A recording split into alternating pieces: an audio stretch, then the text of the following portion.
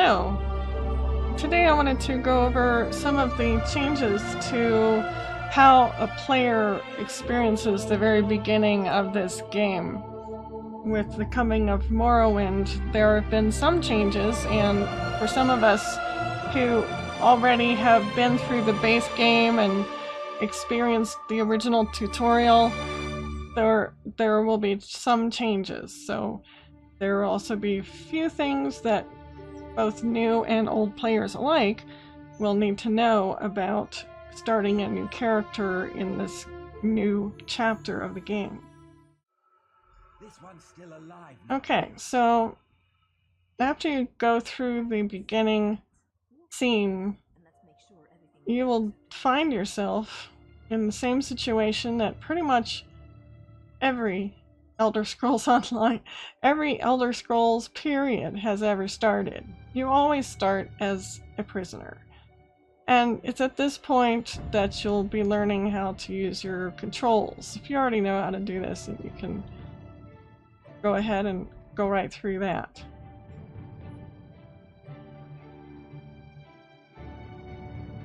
And here you meet Naru. She will be your guide through this experience. Now, before we get started, I just wanted to kind of look at some of the settings. In the settings, we're going to have a new section for combat. And this is also going to be where you find the added ability to see buffs. So you can pick to have them automatically show up. That's every time you use something, a skill or food or something that causes you to be buffed, it'll show up automatically. At the very beginning, you don't see any skills other than your class skills. That is new. This is new. So for both new and old players, don't be shocked. This is normal. This was intended. I could go with the bow, or I could go with an Inferno Staff. I think I'll go with the Inferno Staff at this point in time.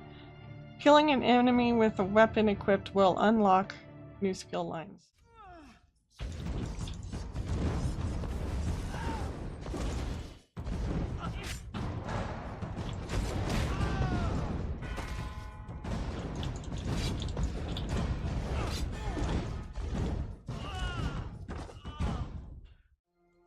Skill line gained, Destruction Staff. See if that shows up again. Well, this might be sort of a little bug because it does say that my skill line in my armor has increased, but I don't see my skill line, so I'm not quite sure what's going on with this one, folks. But using the weapons to kill an enemy to learn that skill line is new. And wearing 3 pieces of a certain armor type to learn the armor skill line is new.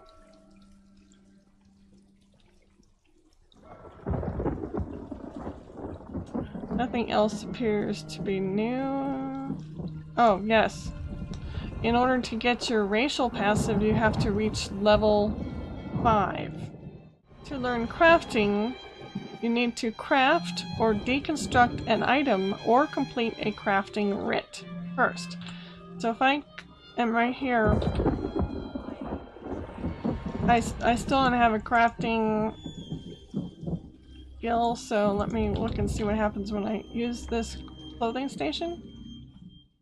As soon as I hit E on that, I've unlocked the skill.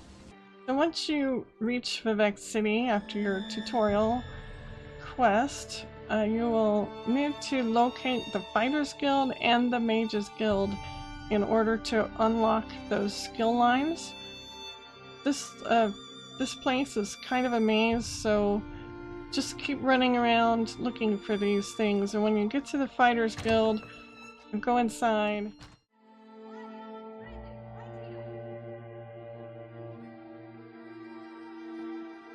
So once you've spoken to the Fighters Guild, probably the Hall Steward, it looks like nowadays, you will unlock the skill line 4. guild, first guild. And the reason why I like to unlock both of the guilds is because this first passive in both fighter and mage skills are important to some of the quests that you may be doing as a new person. The intimidation for the fighter's guild, and the other one will be persuasion. So it never hurts to pick these two up.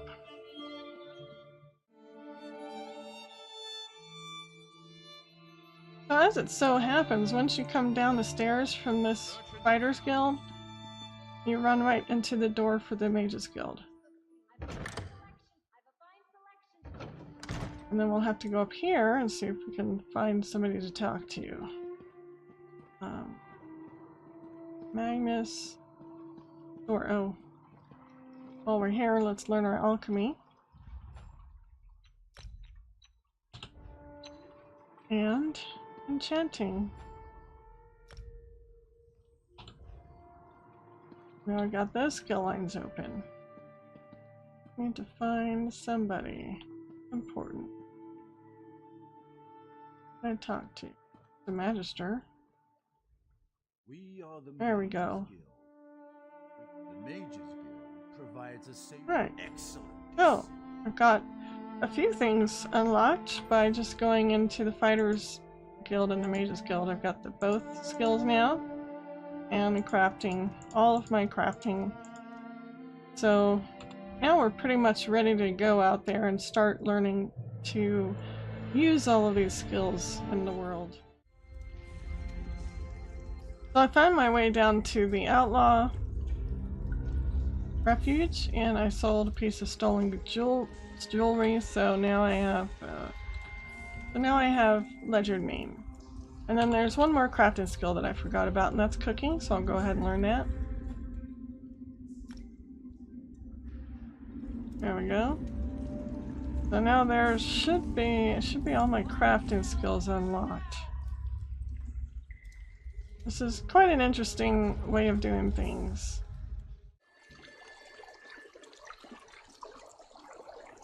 Okay, if you are curious as to how you would start the main quest that everybody else in the base game had started with, all you have to do is leave the Morrowind zone and travel. There'll be a boat. You travel to the main city of your faction, and as soon as you do that, there will be a quest automatically started for you to do the main quest. And this is the main quest that will be leveling up your skill line. This will be the soul magic skill line that you level up while doing the main quest. So just so you know, you can still do the main quest line even though you have the Morrowind character. Well, I have just taken my brand new character through kind of the new tutorial in Morrowind and experienced some of the methods in which we level our skills and learn skills, so forth. So I just wanted to go over a couple of things. So one of the interesting things that I felt when going through the tutorial, I felt it was interesting that when you start out, the only skills that you can see are your class skills.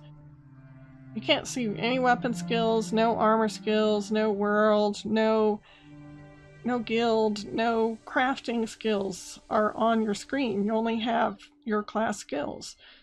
So leveling these skills was kind of a learning experience, even for me, and I've been through the game multiple times on multiple characters by now.